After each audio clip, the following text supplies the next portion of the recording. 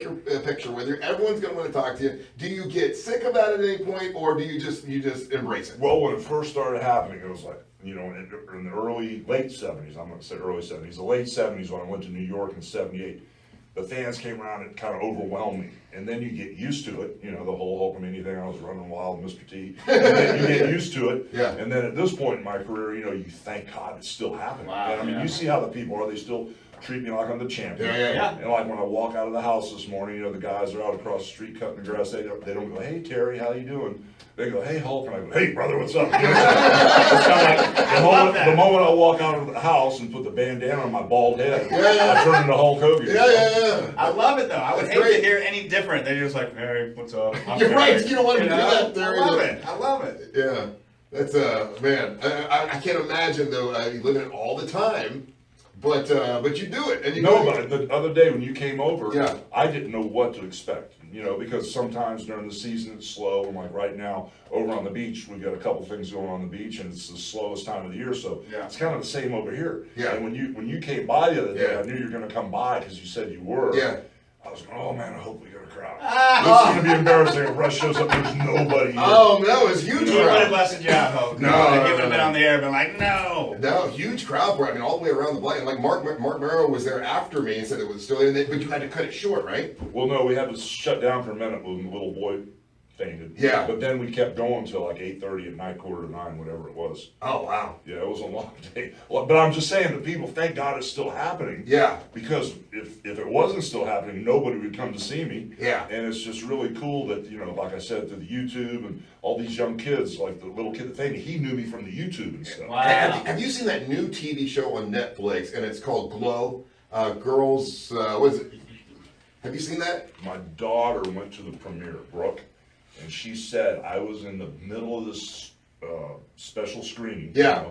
And red carpet, and all the producers and everybody from the networks were there, and she goes, "Dad, I felt like the most special person in the world." She goes, "I sat in the middle of the room, and all they talked about was Hulk Hogan, Yeah. and they had me all over the thing, and the girls were trying to imitate me. And Yes. when the girl was down and out, you got to believe in yourself." She goes, "I felt so special." She goes, "I felt like the proudest person in the room." And I haven't seen it You're yet. featured in it. I mean, the actress is wanting to be a wrestler, so she's watching you and Ric Flair wrestling, and you got to say they put you over really. They put you over really well. It's like that is wrestling. Hulk Hogan, Ric Flair. That's it, and that's how she tries to learn to wrestle. It's pretty cool.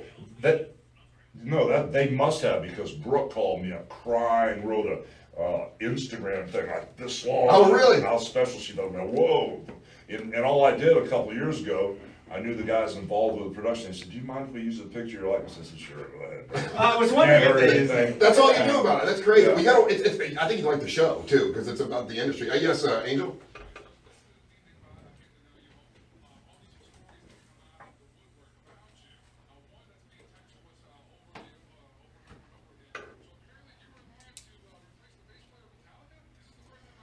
Oh my God! I'm gonna tell this story for the millionth time. Okay.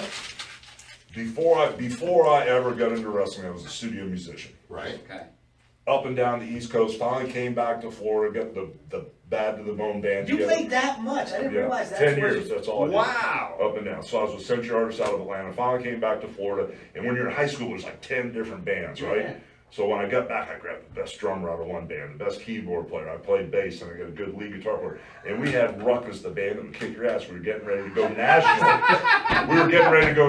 I'll get to Metallica in a minute. We're getting ready to go national and open up for a Blackfoot. You know? Yeah. And a buddy of mine, Wizard, he used to play Mother's Finest, started playing bass with them. So anyway, make a long story short, one guy just got married, and another guy, his girlfriend's gonna have a baby, and he didn't want to leave. And I said, "Are you kidding me? After all this time we've been together, we got this huge break to open for this national act, and we got all our original stuff ready to go," and they wouldn't go. And I said, "That's it. I'm done with you guys. I'm quitting. I'm gonna be a wrestler." And they all just belly laughed and fell on the floor laughing so hard. Yeah. So anyway, fast forward, doing the Hulkamania thing during the '80s. Saw that the bass player from the Rolling Stones, they needed a new bass player, so I happened to be with Jerry Hall over in the UK doing an entertainment show. Her and I were presenters. Yeah. And after we presented, I was thinking, how can I get in here? How can I say something? This and that and the other. Yes, yeah, yeah. Right.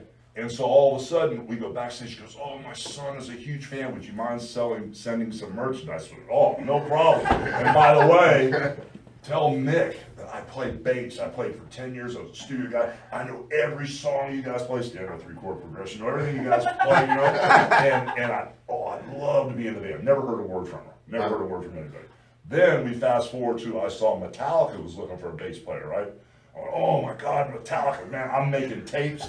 Are you really? That is so I'm crazy. sending stuff to Metallica. Never heard a word from them either. Oh damn. What? So Yes, they do. so I wasn't, you know, I was trying and never heard from anybody. Can you imagine Hulk Hogan and Metallica? It fits. You would be the baddest bass player Oh, rocking no, your head, well, dude. you know the bass player they got. It's sick, yeah. Oh yeah, the guy with long black hair. He's crazy. Yeah, he was added on. Yeah.